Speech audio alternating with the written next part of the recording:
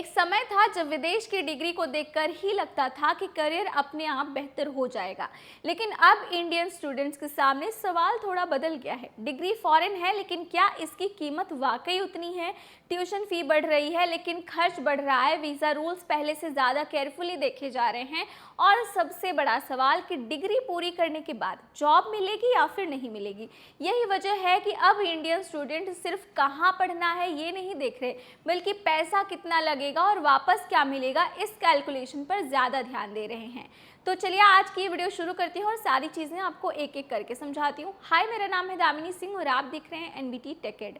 International students अब foreign degree को carefully outcome, affordability और वीज़ा सर्टेनिटी के आधार पर ज़्यादा सीरियसली इवेलुएट कर रहे हैं। इकोनॉमिक टाइम्स की हालिया रिपोर्ट में आईडीपी एजुकेशन और नेविटास की रिसर्च का हवाला देते हुए बताया गया कि इंटरनेशनल स्टूडेंट्स अब फॉरेन डिग्री को कैरियर आउटकम, अफोर्डेबिलिटी और वीज़ा सर्टेनिटी के आधार पर ज़्यादा सीरियसली इवेलुएट कर रहे हैं। इस सर्वे में 5,800 से ज़्यादा स्टूडेंट शामिल थे, जिनमें 952 इंडियन स्टूडेंट थे। यानी इंडिया इस रिसर्च का सबसे बड़ा हिस्सा था और सबसे बड़ा रिस्पोंडेंट ग्रुप था। अब इंडियन स्टूडेंट्स के पर्सपेक्टिव से समझिए। मान लीजिए किसी स्टूडेंट को यूएस, यूके, कनाडा, ऑस्ट्रेलिया या फिर किसी यूनिवर्सिटी में वहाँ पे एडमिशन मिल जाता है।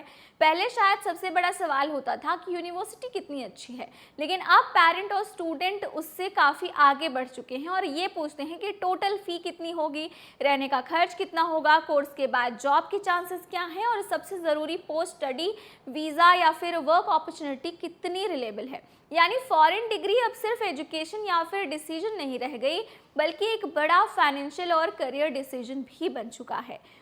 ट्यूशन फी के साथ साथ अकोमोडेशन, फूड, इंश्योरेंस, ट्रांसपोर्टेशन और करेंसी फ्लक्चुएशन का खर्च भी जुड़ जाता है। अगर इंडियन रुपी कमज़ोर होता है तो पेरेंट्स के लिए वो फॉरेन एजुकेशन और भी ज़्यादा महंगी पड़ जाती है।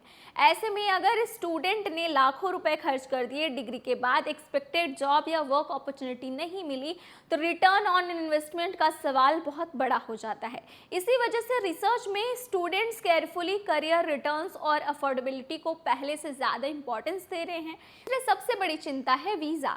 आज स्टूडेंट सिर्फ एडमिशन लेटर देखकर डेस्टिनेशन फाइनल नहीं कर रहा, वो ये भी देख रहा है कि स्टूडेंट वीज़ा प्रोसेस कितना प्रेडिक्टेबल है। यूएस, यूके, कनाडा और ऑस्ट्रेलिया जैसे मेजर डेस्टिनेशंस में इमिग्रेशन और स्टूडेंट वीज़ा पॉलिसी में लगातार बदलावों ने इस कैलकुलेशन को और भी ज़्यादा इंपॉर्टेंट बना दिया है। लेकिन इसका मतलब ये नहीं है कि इंडियन स्टूडेंट्स ने फॉरेन एजुकेशन को छोड़ दिया है। एग्जाम्पल के तौर पर समझते हैं कि इंडियन स्टूडेंट की डिमांड अभी भी मजबूत बनी हुई है यूके में। ईयर एंडिंग मार्च 2026 में इंडियन नेशनल्स को 90,425 स्पॉन्सर्ड स्टडी वीज़ा मिले थे, जो उन्हें यूके का सबसे बड़ा इंटरनेशनल स्टूडेंट ग्रुप बनाता है। असल बदलाव ये है कि स्टूडेंट अब ब्लाइंडली अब्रॉड जाने के बजाय स्मार्टर डिसीजन लेना चाहते हैं। कुछ स्टूडेंट्स मल्टीपल कंट्रीज कंपेयर कर रहे हैं, कुछ इंडिया को बैकअप ऑप्शन रख रहे हैं और कुछ ऐसे मॉडल्स देख रहे हैं जिसमें इंटरनेशनल डिग्री या क्वालिफिकेशन का हिस्सा इंडिया में रहकर पूरा किया जा सकता है। यानी फॉरेन डिग्री की वैल्यू खत्म नहीं हुई है, लेकिन अब उसकी वैल्यू को कॉस्ट और करियर आउटकम के साथ जोड़कर देखा जा रहा है। तो अगर आप इंडियन स्टूडेंट हैं और ब्रॉड स्टडी करने का प्लान कर रहे हैं, तो सिर्फ ये मत देखिए कि यूनिवर्सिटी फॉरेन है या फिर रैंकिंग कितनी है।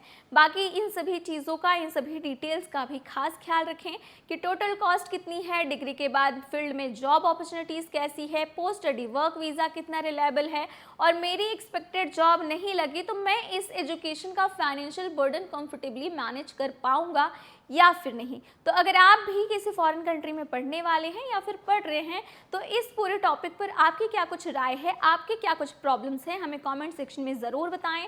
और अगर आज की वीडियो आपको इन्फॉर्मेटिव लगी हो, काम की लगी हो, तो वीडियो को लाइक करें, चैनल को सब्सक्राइब करना ना भूलें।